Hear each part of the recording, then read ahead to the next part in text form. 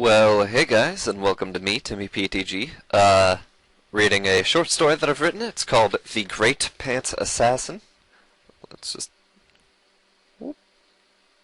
And, it's dedicated to my mom. Her birthday was yesterday. Today is the 13th of November. And, it's also dedicated to my dear friend Dan. His birthday is November 20th. And so I'm gonna just jump right into it. Hope you enjoy it, and, yeah. It was any given weekend, but I'm absolutely positive it wasn't mid-Wednesday. Good chance of a Friday drizzle, or a Saturday storm. I had but a pittance in paper and an abundance of sense, so I'm sure I stayed inside draped in woven blankets like an old lady. I guess past me being a ponce is related to this in some way, but that's neither here nor there, as I already know this. I'll talk about the third story first, with the second detective and the fourth girl I'd ever loved. It just seems silly not to. I was young, a mere lad with no beard. I was actually somewhat more than a lad, but beardless nonetheless. I rejected pants, but couldn't pry myself from them, even sleeping in my pants, despite the hypocrisy. I chatted up a little lady who had a lisp and couldn't pronounce my name. She was 4 years my junior, and lived on the sunny side of town. I adored her entire being. She couldn't stand me. Every time I saw her I would draw a cute face, 2 eyes with puckered lips, as noses are stupidly hard to draw. And I'd throw the doodles at her noodle. I thought I was being charming, but her response was fear. I'm pretty sure she had plans to leave me. I was strung along, a marionette, just a little leering look on an everlasting face to her. I needed to keep her for myself. Fortunately for me, a pandemic of pantseritis broke out, and within weeks we all had a strain, myself included. Entire streets were burned, some residents burned alive in quarantine. I had relatively minor symptoms. Every day I'd walk to the park and sit on a bench and watch the houses burn in the distance. That chaos created white noise in every direction, which was great for thinking. It was then I realized the toxic allergen woven into the denim that rested comfortably on our skin was the cause of pantseritis. Quick as a wink, I removed my pantaloons. The symptoms lessened in intensity, but never fully cleared up. My legs were ripped and scarred. When they could be felt, the pain was unbearable. Bronchitis was no stranger in the following weeks, picking off those wearied beyond repair. The park became off limits, as it became an open-air crematorium. Entire streets became inaccessible. It was impossible to see the young girl from the sunny side of town, the smoldering ruined side of town. I read every grave, every scrap of news. She was never confirmed dead.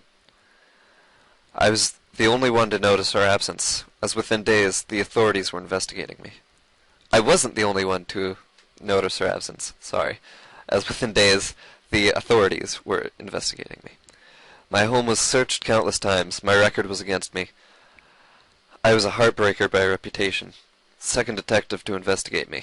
He called himself El Gustafan. There was a knock on my door. It was an odd Tuesday. I looked through the glass and eye and saw the lean man in front of my door. He was anxious and tall, and I hated him. I opened the door and put on a fake smile. He was a lightweight, and obviously knew I would be a first for him. As I sized him up, he stood quietly and looked awkward, and moon-eyed on my porch. I showed him in and told him to call for me if he had any questions. He worked silently. Every question had been asked already. He would check the house thoroughly, tapped walls to look for hallways. The police sent the first detective to investigate me. El Gustafan was of my own interest. I needed to find her. After 2 cups of tea, 3 bowls of pretzels, and 5 hours, El Gustafan told me that he would try to find the girl outside my home. I waited weeks at a time while El Gustafan searched everywhere in town and the neighboring areas. None of the survivors had seen her after the breakout. Hardly any had seen her during the ordeal. Winter set in the 9th months couple first weeks. The city was broken, but the worst was done. Winter wasn't as rough to us as in the relation to the north. It had been 16 months since the ordeal. I sat on the old wooden bench in the park with the view of what was formerly known as the sunny side of town, now known as the cemetery. Fresh graves lay before me in every direction. I walked up off the bench and read the names of every headstone again. I had no idea what name to look for. The girl had never provided me with her name. I imagined her face in front of me as I read. I saw her pale gray face with her uncomfortable look and brown eyes and the familiar frown she gave me. I could barely see behind the film of tears. I sat cross-legged in the cemetery for a good full cry. After 40 minutes, I went home and told El Gustafan he should do the same. His services were no longer required. I collapsed on my bed and was asleep within minutes. When I awoke some hours later, I found my duvet had been removed and I was under a pile of paper, crinkled as it had been uncrumpled. Every single one was emblazoned with a cute face, with 2 eyes, and puckered lips. So, yep, that was that out of that story.